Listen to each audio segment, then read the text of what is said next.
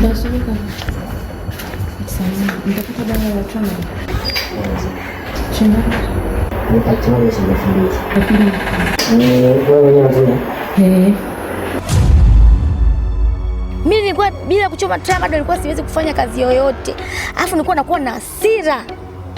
Yaani nakuwa na hasira, yaani nakuwa sijui niko vibaya, nilikuwa sijielewi. Tramadol ni dawa tiba yenye asili ya kulevya ambayo imeendelea kushika vichwa vya habari dunia nzima. How effective is tramadol?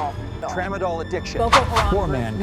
Ile dawa tiba zenye asili ya kulevya kama vile tramadol zisiuzwe kwa mtu ambaye hana cheti cha daktari. Kwa nchi za Afrika Magharibi, dawa hizi zimesababisha uraibu mkubwa katika jamii na zimekuwa zikiuzwa kinyemela na magenge ya kihalifu. Tramadol ni dawa ambazo zinatajwa kuwa kichocheo kikubwa kwa wapiganaji wa kundi la kigaidi la Boko Haram, ambapo huzitumia kujiwehusha.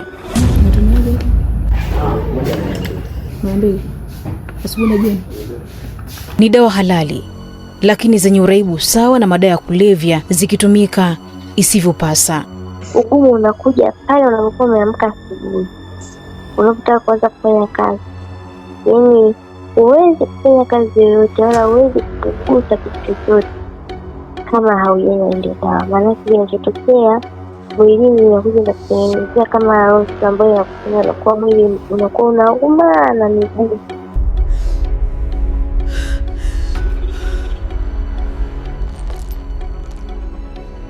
Tramadol ni dawa ambayo inatumika kwa ajili ya kutibu maumivu, hasa maumivu makali. Lakini kwa sababu inatumika kutibu maumivu, wakati mwingine wapo watu wanaitumia kama dawa ya kulevya kwa sababu inazo sifa zingine tofauti ukiacha na kazi ya kutibu maumivu. Kwa Tanzania, zinatakiwa kutumika chini ya uangalizi maalumu wa daktari. Katika uchunguzi huu, The Chanzo imeweza kugundua matumizi na usambazaji holela wa tramadol. Baadhi ya waathirika wa tramadol wameeleza namna walivyogeuka kuwa waraibu.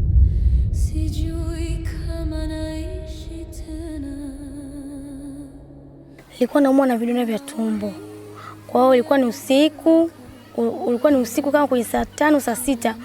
Vidonda vilinibana, kwa hiyo mume wangu akanipeleka hospitali. Nilipopelekwa kule nikachomwa sindano ya maumivu. Kwa hiyo wakati nachomwa ile sindano, vidonda viliachia, nikapata nafuu. Nilipopata nafuu nikakaa siku 3 nikarudi nyumbani. Niliporudi nyumbani tukakaa kama muda wa nadhani nilipita mwezi. Nikaanza kuuma vidonda. Nikaenda tena hospitali. Nilipoenda hospitali wakanichoma ile sindano. Kipindi hiyo mara pili sikulazwa. Wakanichoma sindano ya tramadol. Wakanipa na vidonge ambapo walinipa kwa vya siku 5.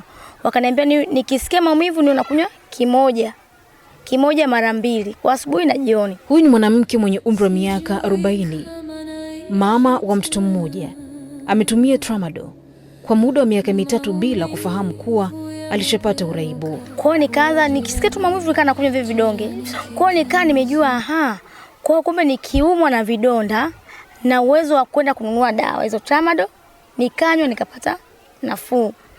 Au nikienda hospitali nikifika nitaambia daktari kwamba akiniandikia sindano nyingine naambia hapana, mimi nachomaga tramadol. Kwa baadaye sasa nikaa naenda kununua mwenyewe vile vidonge. Nilikuwa nanunua kila siku. Nilikuwa nanunua balese vidonge vya walikuwa nauza vidonge 5,000. Kwa hiyo mimi nilikuwa nakunywa viwili, sio kimoja sasa. Nilikuwa nakunywa viwili asubuhi, viwili jioni. Basi nikasa senti na hospitali. Mimi nikaa sijui, lakini nisipokunywa hivi vidonge kama leo nilikuwa nikiamka tu vitap kwenye kitanda, lazima ninywe vidonge viwili. Vikinibana sana naenda kuchoma sindano. Mama huyu alijikuta akitumia shilingi 15,000 mpaka 20,000 kila siku kwa ajili ya tramadol. Hakufahamu kama alishakuwa mraibu mpaka pale pokutana na daktari alivyokuwa akimsindikiza mtu hospitali. Unakuwa tegemezi, huwezi kuishi bila zile dawa. Yaani huwezi kuishi bila zile dawa, lazima uchome ndio ujisikie vizuri. Sawa, ujisikie vizuri ukafanye kazi. Mimi nilikuwa bila kuchoma tramadol nilikuwa siwezi kufanya kazi yoyote. Alafu nilikuwa nakuwa na hasira. Yaani nakuwa na hasira, yaani nakuwa sijui niko vibaya vibaya, nilikuwa sijielewi. Kwa hiyo nilifanya operation, nilikuwa na maumivu makali. Kwa hiyo nikawa nimepewa ile dawa kama dawa ya maumivu. Dada huyu mwenye umri wa miaka 28 naye alieleza the chanzo namna alivyoingia kwenye uraibu wa tramadol. Kama maumivu yanakuwa makali, kwa hiyo kama kwa mara natumia tramadol kwa ajili ya kuweza kunisaidia kuweza kuondoa maumivu. Nikawa nikipata maumivu makali mara nyingi nilikuwa ninatumia tramadol. Ikapelekea nikapata dawa zingine za maumivu nikinywa mimi maumivu hayatolii tena. Ugumu unakuja pale unapokuwa umeamka asubuhi, unapotaka kuanza kufanya kazi. Yaani huwezi kufanya kazi yoyote wala huwezi kugusa kitu chochote kama haujanywa ile dawa. Maana kinachotokea mwilini inakuja na kutengenezea kama roho ambayo inakufanya unakuwa mwili unakuwa unauma na miguu. Alafu na akili pia inakuwa inachoka. Yaani unakuwa kama kichwa kama kinawindofanya. Kanuni za tiba Tanzania na katika nchi nyingi zinataka tramadol itolewe chini ya uangalizi wa daktari. Hata hivyo, katika hali ya kushangaza, tramadol zilikuwa zikiuzwa bila cheti katika maeneo ambayo the chanzo ilifika. Nitapata dawa ya tramadol. Chenda. Nitachukua shilingi 2000.